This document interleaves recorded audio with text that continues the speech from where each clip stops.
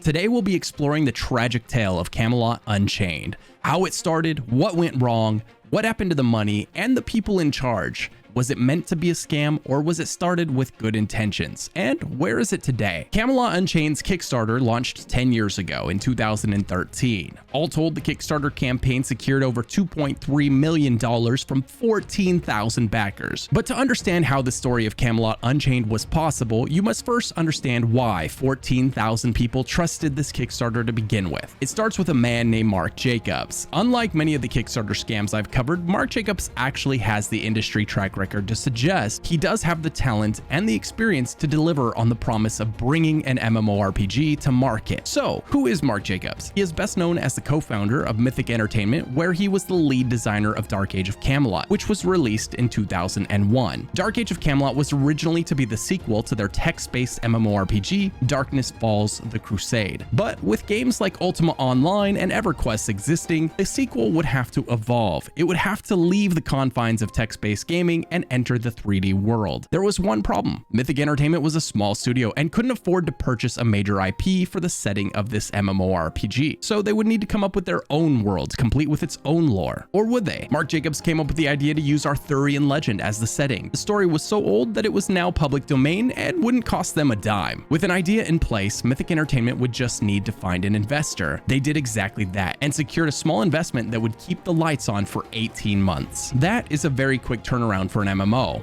WoW was made in 5 years, Elder Scrolls Online was made in 7 years. DAOC would either be built in 18 months or risk running out of money and never being finished at all. Perhaps the main reason they were able to pull this off was that they would be using an existing engine rather than trying to develop their own. DAOC would be built on the Netimmerse engine, which is just an older version of the Gamebryo engine. Yeah, this MMO was built on the same engine that Civilization 4, Elder Scrolls Morrowind, and Fallout were built on. All they needed was a publisher, but everyone was turning them down. That is until they met with Vivendi Universal Games. You may recognize them as the same Vivendi Games that owned a stake in Blizzard Entertainment. As big as the world is, it's also pretty small, isn't it? Vivendi wasn't completely sold on the idea of the game. Everyone still had their doubts, and this was in a time where you could only sell as many copies as had been physically made in advance. Engineer Marty Brown wrote, "We sold about 50,000 units within the first 5 days. We had not expected such a positive response, so our publisher, Vivendi Games, had made a limited run of the box product. Dark Age of Camelot was a bigger hit than any of them anticipated. Given the game's limited budget, utilizing an existing engine would arguably be the smartest thing Mark Jacobs did, and perhaps be the lesson he forgot he learned when attempting to make Camelot Unchained. Dark Age of Camelot was one of the first major MMORPGs to find success, and it did so as an underdog no less. Built with a small team and with a small budget of roughly $2.5 million, Dark Age of Camelot's unique tri-faction PvP system struck a chord with players, allowing it to carve out a sizable player base for itself, peaking at around 250,000 players. As with most PvP games, it heavily leaned on the players to create the content for themselves. The idea was that players would endlessly fight one another on the battlefield. As a result, the game was noticeably light on PvE content. DAOC was an MMO built for PvPers, a portion of the MMO player base that typically sees the short end of the stick when it comes to new games. For this same reason, PvP players are also frequent targets of MMO Kickstarter scams. But honestly, who isn't getting scammed in some way these days? I mean, aside from microtransactions and loot boxes, there's pump and dump schemes, meme stocks, bank collapses, not to mention the tech companies who lost billions on NFTs or the metaverse. These are all in the last 2 years. Scams like this don't just piss off a few gamers. The metaverse created a loss of stock market capital we hadn't seen in almost 50 years. And if you think this doesn't affect you, you might want to think again. At one point, these companies combined were the 14th largest economy in the world. So as they declined in value, so did the portfolios of nearly every major institution, hedge fund, and investing platform, and ultimately retail investors like you and I. But there are always ways to try and get back what we should have had, like entering a market that just had a record-setting year for sales, despite most markets having their worst year since the 2008 financial crisis. I'm talking about the art market. And now you can access it in minutes without needing millions of dollars thanks to the sponsor of today's video, Masterworks. Masterworks paid out over $25 million in net returns to their investors last year, and that's not a one-off. Every Masterworks exit to date has returned a profit profit to investors like you. Just take a look at this performance. The results speak for themselves. With almost 700,000 users, Masterworks offerings have sold out in minutes. They even had to make a waitlist for new users, but I got access for you guys to skip it, so click that link down in the description below right now. Thanks for listening. Now let's get back to the video. DAOC maintained much of its player base from 2001 until 2004, when two massive titans would enter the MMO battlefield, EverQuest 2 and World of Warcraft. And just like that, despite DAOC only being around a few years, it started to look old in comparison. Dark Age of Camelot, and every other MMO for that matter, would immediately bleed massive portions of their player base to the juggernaut that was World of Warcraft. Mark Jacobs, with DAOC being barely 4 years old, pivoted Mythic Entertainment to secure worldwide rights to create an MMORPG based on Games Workshop's Warhammer Fantasy World. Clearly, Mark Jacobs had grown bored with DAOC and had set his eyes on trying to capture a bigger prize that would be better equipped to compete with the likes of World of Warcraft. A little after a year into development of Warhammer Online, Mark Jacobs would announce that EA would be acquiring Mythic Entertainment, presumably because they needed the funding to finish the MMO. Warhammer Online would see a moderately successful launch in 2008, with 1.2 million copies sold and as many as 800,000 subscribers, but it would drop to around 300,000 subs shortly thereafter and would ultimately shut down in 2013. But you know what MMO was still going in 2013?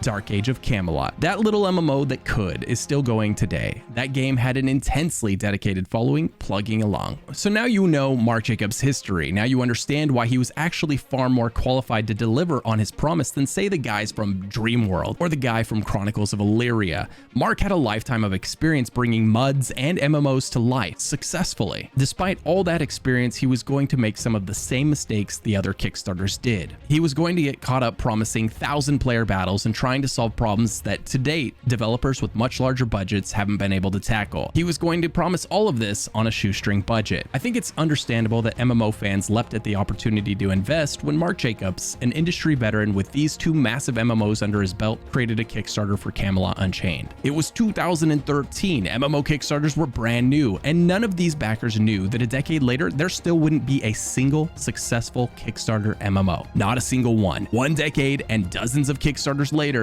and we still don't have a single finished MMO to show for it. Oof. The backers didn't know this would be the case. How could they? Besides, Mark Jacobs had a proven track record. And so, after a 1-month Kickstarter, 14,000 people sunk $2.3 million into the cause. Now, you might be thinking, $2 million isn't enough to create an MMO. And you're right. And Mark Jacobs agreed. So he promised to put $2 million of his own money, as well as another $1 million from other investors, if they could hit the crowdfunding goal. So, the plan wasn't to make an MMO with $2 million, it was to make an MMO with $5 million. Still an incredibly ambitious goal. For comparison, during the same time, Elder Scrolls Online and Star Wars: The Old Republic were both reportedly being made for about $200 million each. Mark was saying he was going to make Camelot Unchained for $5 million. Camelot Unchained would move forward, and its first beta test would eventually be planned for a couple of years later in 2015. Unfortunately, the beta wouldn't actually arrive until 2018, 5 years after the Kickstarter, and 3 years after its planned arrival. Still, it's not unreasonable for it to take 5 years to get an MMO to beta, or at least it wouldn't be. Sadly, this beta was far from being what most people would call a beta. There wasn't nearly enough there. Fundamental systems were missing, including any sort of meaningful gameplay loops. A beta it was not. Perhaps an alpha if we wanted to be generous. In fact, if we look at the game today, 5 years after that, it would still be generous to call what they have built a playable beta. But back to 2020. The community was growing more and more restless. Mark Jacobs had taken millions of dollars from both the Kickstarter backers and other investors and had next to nothing to show for it. That is, until Mark Jacobs began hyping up a huge announcement. Mark had something big to share with the community. The community was abuzz. What was Mark so excited to announce? Well, when he finally went live with his announcement, it was a brand new game they'd built. And the investors thought about it for 2 weeks and said, we love it, it's brilliant, we'll back it.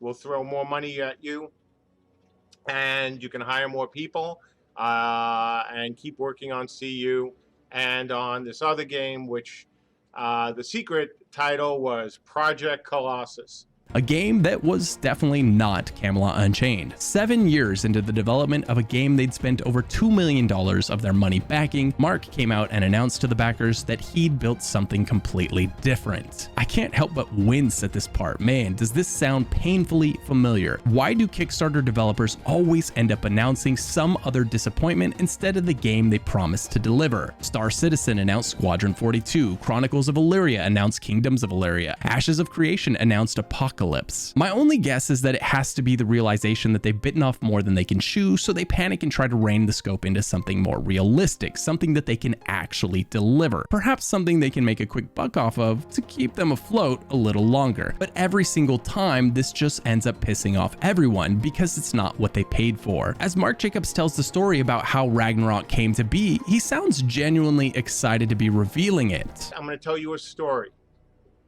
and then we're going to go play something together. And God, I hope that works. So the story, April 2019. I am running the Cherry Keep Siege. Some of you may have been in it. And I started bringing in NPCs.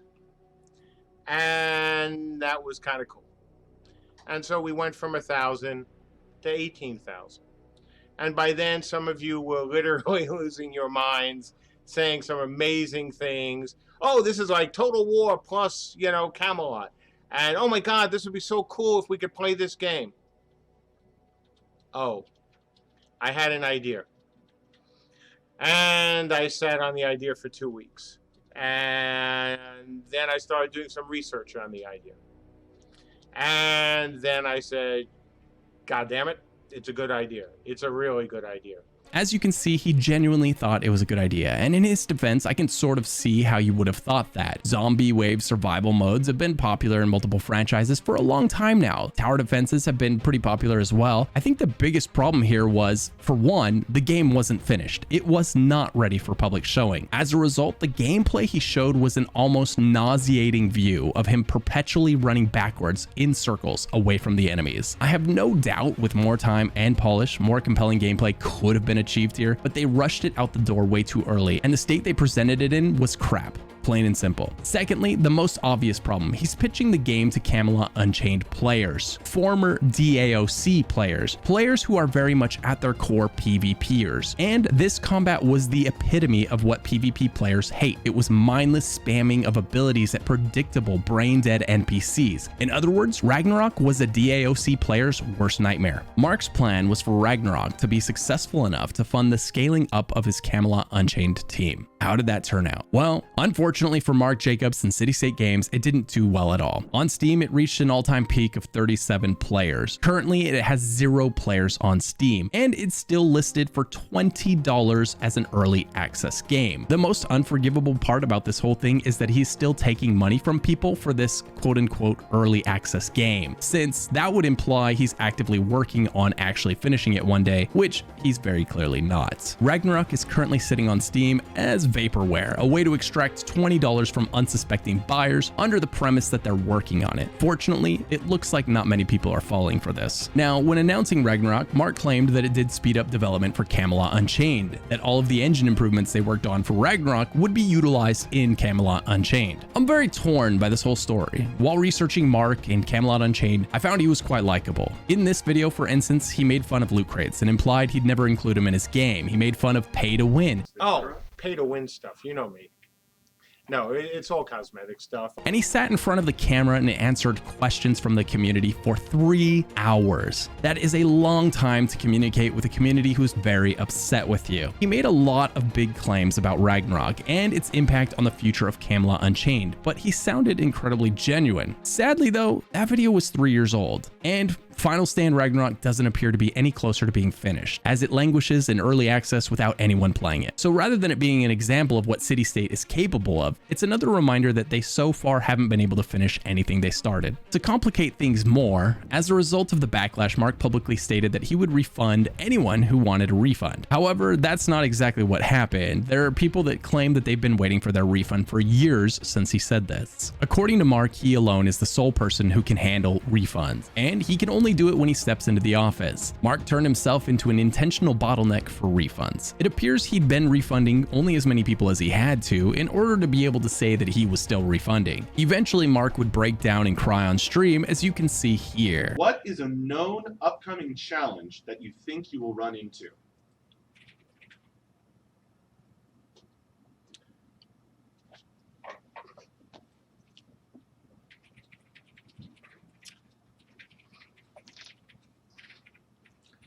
People giving me another chance?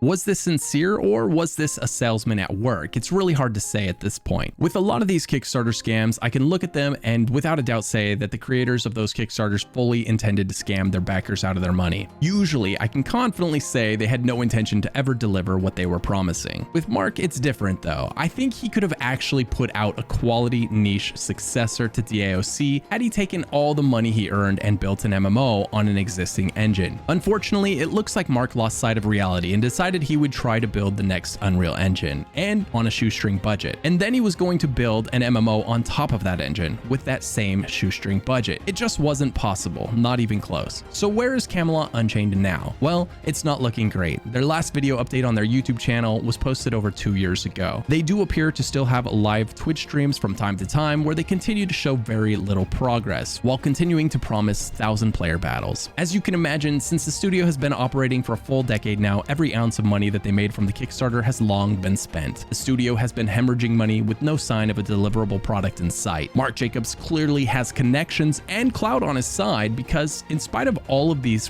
very, very visible red flags, he just managed to secure another $15 million from a private investor. This begs the question, what part of what Mark has made has an investor thinking that throwing $15 million more at it is the right play? He's 10 years into developing an engine with a skeleton crew. They haven't shared any significant updates for over 2 years on their YouTube channel. They occasionally share pictures on their Twitter of what looks like a discontinued MMO from 10 years ago. Mark denies allegations that he's building an engine to put to market and maintains that his focus is and always has been the Camelot Unchained MMORPG. And I hope so for his sake, because I have a hard time seeing why anyone would choose the Unchained engine over something like the Unreal Engine. Look at the two engines side by side right now. Which would you choose? Camelot Unchained already looks 10 years old and it's not even out yet. Meanwhile, other Kickstarters that were announced mere months ago look more impressive and farther along than Camelot Unchained. Camelot Unchained is being lapped by the competition because the competition didn't try to build their own engine from scratch. Now, to be fair, 10 years isn't an unheard of amount of time for an MMO to be developed. NCSoft's Throne and Liberty is releasing this year after spending 12 years in development. But Throne and Liberty is a complete game. We've seen impressive footage and actual gameplay, and I don't think that there's any way Camelot Unchained is going to get to where Throne and Liberty is with just 2 more years. So let's circle back to the question we set out to answer at the beginning of the video. Was Camelot Unchained a scam? I honestly don't think so. I think buried deep under 10 years of questionable decisions was the intention to build something great, but spending their entire budget and the studio's first decade building an in-house engine was probably not the right play. To me, it looks like Mark Jacobs forgot the lesson he learned over 2 decades ago. What worked for him so well back when he built to DAOC? They used a pre-existing engine and reused a lot of assets to allow them to slam together an incredible MMO experience in under 2 years with a crew of 25 people. Perhaps he should have taken a play from his own handbook and built Camelot Unchained in an existing engine. It's wild to think where Camelot Unchained would be right now with his experience had he spent the last decade and all those millions of dollars building the game in something like Unreal Engine. Right now, the Unchained engine images already look like they're incredibly dated, and it's nowhere near release, which doesn't bode well for its future. Will Camelot Unchained backers ever see their MMORPG finished? If I had to guess, no, I don't think that they will. At least not in the form that anyone would be happy with, and certainly not in the timeline they'd be happy with. I hope I'm wrong, and I'm rooting for Mark and for MMOs in general, but looking at where the game is after 10 years in development, I don't see it finishing before it's obsolete. Backers are waiting for a successor to a game they played in high school or college 2 decades ago, and by the time they have it, they will be grandparents, and that's no exaggeration. Some players even going as far as saying the people that they were going to play the game with have literally died while waiting for it to become a reality. I don't think Mark was acting with malicious intent with his Kickstarter. I don't think he was. I think he really did think he could strike lightning twice with a skeleton crew, slam together a new MMO in record time with an incredibly small budget, just like he did with DAOC. But he made one critical mistake. The budget he had and the engine he wanted to build from scratch simply did not align, and still don't, as is evident by the state of Camelot Unchained and its engine a decade later. This is made all the more tragic because Mark is the one that should have panned out. He had 2 successful MMORPG launches under his belt. He was an industry veteran. Last year, Mark Jacobs' partner and co-founder of their studio, Andrew Megg, left the company. When the public noticed, Andrew had a few things to say that one might be able to glean a lot of information from. He says, "I want to thank everyone who supported us along the way, back when Camelot Unchained was CSE's sole focus. You were the best thing about CSE." That is the writing on the wall, the smoking gun. Camelot Unchained doesn't seem to be the sole focus of the studio anymore. Andrew was the lead programmer and technical director. He knew everything there is to know about the project and he gave up on it. It's not looking good. What do you think? Will Camelot Unchained ever finish? I'm not sure if Mark Jacobs even knows that answer, but one thing is for certain, time will reveal the truth to us all. It always does. Until then, keep your money in your wallet and be careful paying for games that don't exist because history has proven there's a good chance they never will. Be sure to like the video and subscribe, and hey, leave a comment if you enjoyed it. It really helps with the algorithm. Massive shout out to my YouTube members. Thanks for signing up for the channel for $5 a month to help support the research and creation of more videos like this. For everyone else, thanks so much for watching. I couldn't do this without you. If you're not sure what to do next, check out one of the videos popping up on screen right now.